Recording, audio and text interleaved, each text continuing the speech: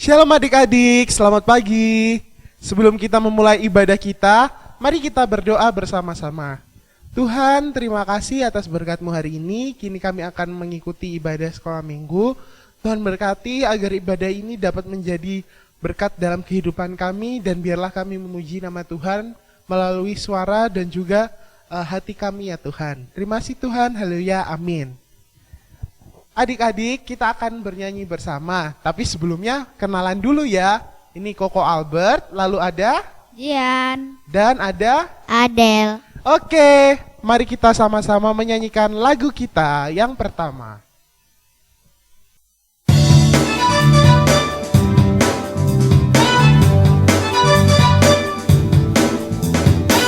Aku mau katakan apa yang Yesus buat Bagiku, stop, ku mau katakan apa yang Yesus buat bagiku. Ampuni dosaku dan selamatkan jiwaku. Diam di hatiku dan sucikan aku terus. Stop, Aku mau katakan apa yang Yesus buat bagiku. Stop, ku mau Katakan apa yang Yesus buat bagiku. Stop, ku mau katakan apa yang Yesus buat bagiku. Ampuni dosaku dan selamatkan jiwaku. Diam di hatiku dan sucikan aku terus. Stop, Aku mau katakan apa yang Yesus buat bagiku. Ampuni dosaku dan selamatkan jiwaku. Diam di hatiku dan sucikan aku terus. Stop, Aku mau katakan apa yang Yesus buat bagiku.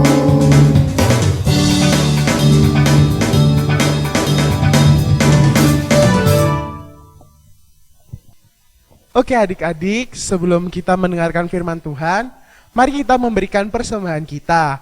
Kita akan nyanyikan sebuah lagu, Saat Iblis Menggodaku.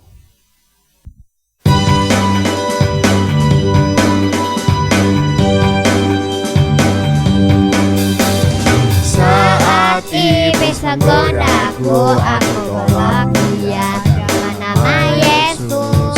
Saat iblis merayuku, aku berdoa dalam nama Yesus. ku kuat karena kasih-Nya. Firman-Nya teguhkanku. Ku berdiri sebagai pemenang.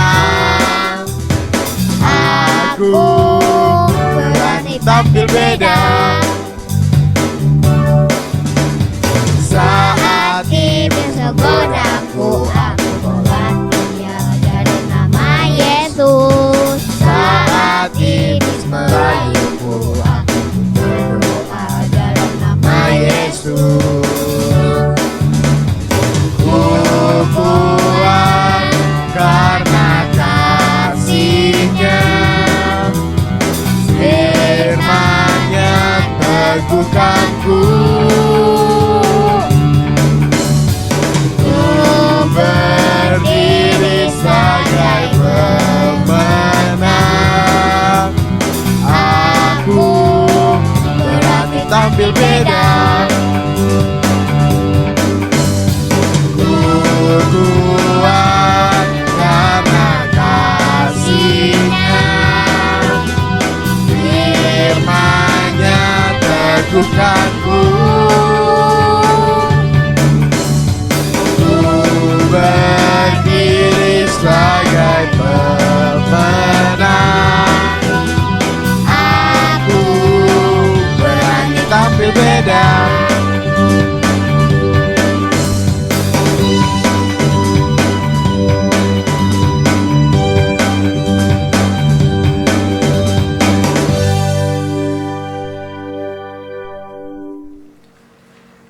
adik-adik, selamat hari Minggu. Kita bersyukur pada saat ini kita boleh bersama-sama beribadah kepada Tuhan. Tadi kita sudah memuji nama Tuhan.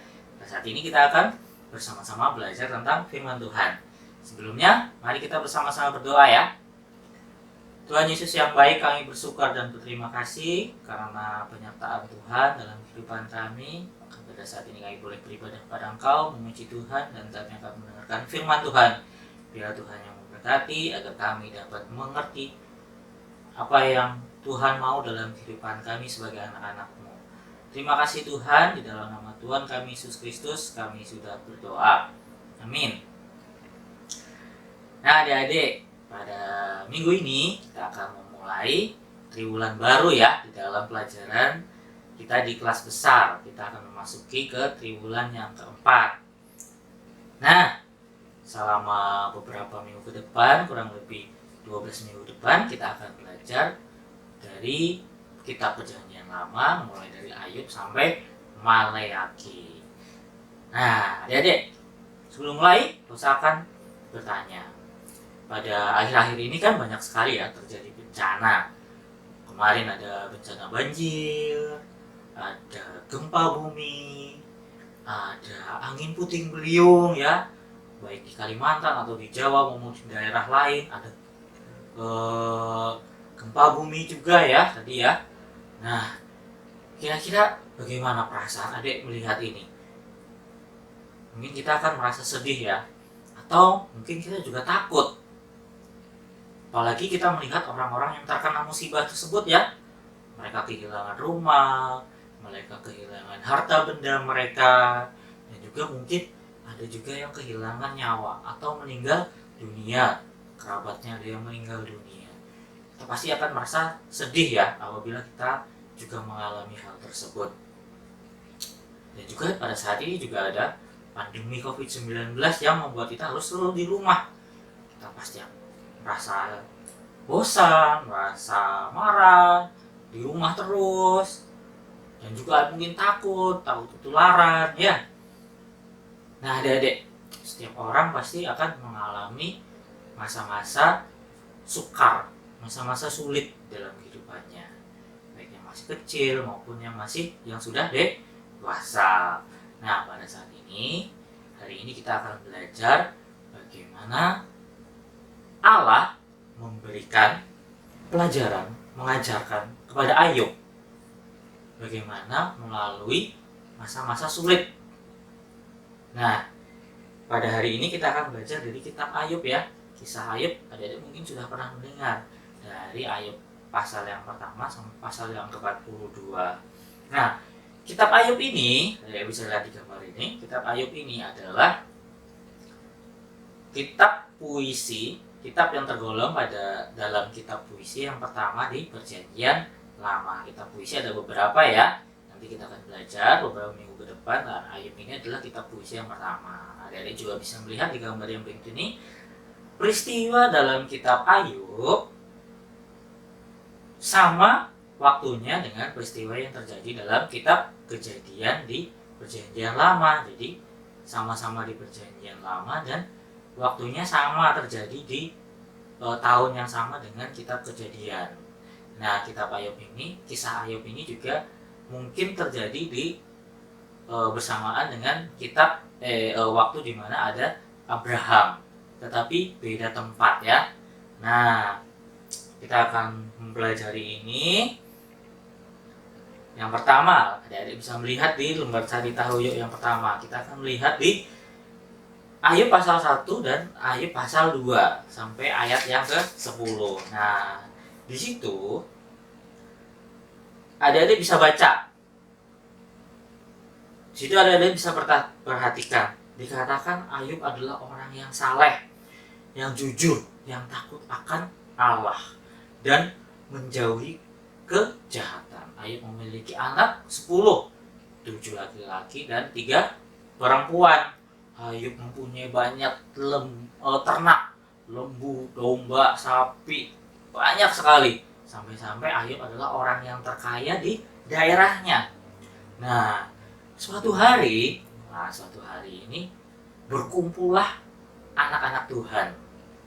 Jadi nggak di bumi ya, tapi di tempat lain, di sorga. Berkumpullah anak-anak Tuhan. Di situ juga datang iblis. Nah, lalu Allah Tuhan bertanya kepada si iblis, "Iblis, dari mana kamu?" Iblis menjawab, "Baru keliling bumi, berjalan-jalan mengelilingi bumi." Lalu Allah berkata, "Apakah kamu melihat hambaku si Ayub itu? Dia orang yang saleh, dia orang yang jujur, dia takut akan Allah, menjauhi segala kejahatan. Tidak ada seorang pun yang sama seperti Ayub, sesaleh Ayub." Nah, si iblis langsung berkata, "Iya, karena dia diberkati dengan luar biasa, punya kekayaan, punya anak yang banyak, selalu dijaga oleh Allah, diberikan kekayaan semuanya ya. Jadi pasti dia menaati perintahmu Allah." Dan iblis seperti itu. Lalu Allah menjawab, "Baiklah, apa yang dia miliki aku berikan kuasanya kepadamu." Jadi Allah mengizinkan iblis untuk mengambil apa yang dimiliki oleh Ayub. Tetapi Allah berkata, "Tetapi kamu tidak boleh menyentuh Ayubnya, tidak boleh kamu sentuh. Tapi yang dimiliki Ayub yang lain boleh." Lalu iblis datang. Di situ iblis mengambil setiap apa yang dimiliki Ayub. Anak-anaknya, hartanya, rumahnya, ternaknya diambil oleh iblis dengan cara ada yang anak-anaknya sama pembantunya itu dirampok, ada yang lumbungnya dibakar, ada yang rumahnya kena angin puting beliung jadi roboh, semuanya hilang, dan orang-orang yang ada di dalam rumah itu meninggal, orang-orang yang ada di lumbungnya tadi yang kebakaran juga meninggal, dan akhirnya tersisa Ayub sendiri dan istrinya, tapi istrinya pun meninggalkan Ayub. Ayub di situ sangat sedih, tapi Ayub berkata, berkata, "Dari lahir aku telanjang, begitu pula aku mati dengan telanjang. Tuhan yang memberi dan Tuhan yang mengambil." Begitu kata Ayub. Jadi Ayub mengerti bahwa semua yang dia miliki itu adalah milik Tuhan. Jadi seperti itu, Ayub merasa apa yang dia miliki hanya berasal dari Tuhan. Nah, lalu apa yang terjadi kepada Ayub ya adik-adik? Setelah beberapa saat teman-teman sahabatnya Ayub mendengar peristiwa yang terjadi kepada Ayub. Mereka datang dari tempat mereka masing-masing. Mereka bertiga bernama Elifas, Bildad, dan Zafar. Mereka mendatangi Ayub berencana ingin memberikan ucapan belasungkawa, turut berbelasungkawa ya karena kesedihan Ayub, dan juga mereka ingin menghibur Ayub. Awalnya sahabat Ayub itu ikut merasakan kesedihan yang dialami Ayub adik-adik. Tetapi lama-lama mereka menyalahkan Ayub. Mereka menuduh Ayub bahwa Ayub telah melakukan dosa, sehingga semuanya ini terjadi. Semua hartanya diambil karena Ayub berdosa. Ayub melakukan kesalahan, sehingga Allah menghukum Ayub dengan cara semua harta bendanya diambil. Tetapi adik-adik, Ayub berkata, dan dia yakin bahwa dia tidak melakukan suatu dosa, dan semuanya ini bukan karena hukuman, tetapi karena alasan yang lain. Itu yang ada di pikiran Yakub. Nah, adik-adik, sebelum kita lanjut dari awal kisah ini, kita bisa belajar bagaimana Allah kita adalah Allah yang maha kuasa ya adik-adik ya. Dia sanggup memberi dan juga dia sanggup mengambil apa yang kita miliki, dan dia juga yang bisa menciptakan segala sesuatu. Itu Allah kita. Nah, sedangkan si iblis ini tidak mempunyai kuasa, tetapi dia bisa melakukan tindakan hanya seizin oleh Allah. Seperti yang tadi ya, Allah mengizinkan iblis itu untuk mengambil harta benda yang dari milik Ayub, tapi itu hanya seizin oleh Allah. Nah, bagaimana dengan Ayub? Kita bisa belajar. Ayub ini adalah orang yang benar-benar takut akan Tuhan, walaupun dia sudah harta bendanya diambil, anak-anaknya meninggal juga, tetapi Ayub tetap mengerti, percaya bahwa apa yang terjadi itu adalah kehendak Tuhan, karena apa yang dia miliki semuanya berasal dari Tuhan. Nah, kita lanjut ya adik-adik. Nah, pada saat teman-temannya berkata bahwa menuduh Ayub melakukan kesalahan, Ayub merasa sedih sekali. Harusnya Ayub dihibur, tetapi malah salah-salahkan bahwa Ayub melakukan dosa. Tetapi ada teman dia yang terakhir yang datang, temannya yang keempat yang bernama Elihu datang dan berkata kepada Ayub bahwa manusia tidak akan mengerti apa yang menjadi rencana Allah sepenuhnya. Di situ pun Ayub juga mengerti apa yang dikatakan oleh temannya itu, dan Ayub juga mengiyakan apa yang dikatakan oleh temannya yang bernama Elihu. Nah, selanjutnya ya adik-adik ya, adik-adik bisa melihat tadi di nomor cahaya Ayub 3, di situ ada teman-teman sahabat-sahabatnya Ayub. Nah, di situ juga di gambar yang paling bawah, dalam pergumulannya Ayub berdoa kepada Tuhan. Ayub memberitahu apa yang menjadi pergumulannya. Ayub berkata, Tuhan, masalahku terlalu berat Tuhan. Aku tidak sanggup Tuhan. Aku tidak bisa bahagia lagi ya Tuhan. Dan Ayub di situ bertanya, Tuhan, mengapa Allah memberikan ujian ini Tuhan? Mengapa Allah tidak adil pada saya, padahal saya sudah setia kepada Engkau. Nah, adik-adik, di situ sama ya seperti kita kadang bisa berkata-kata seperti itu, seperti Ayub. Kita menanyakan kenapa Allah memberikan ujian ini, Allah melakukan ini kepada kita.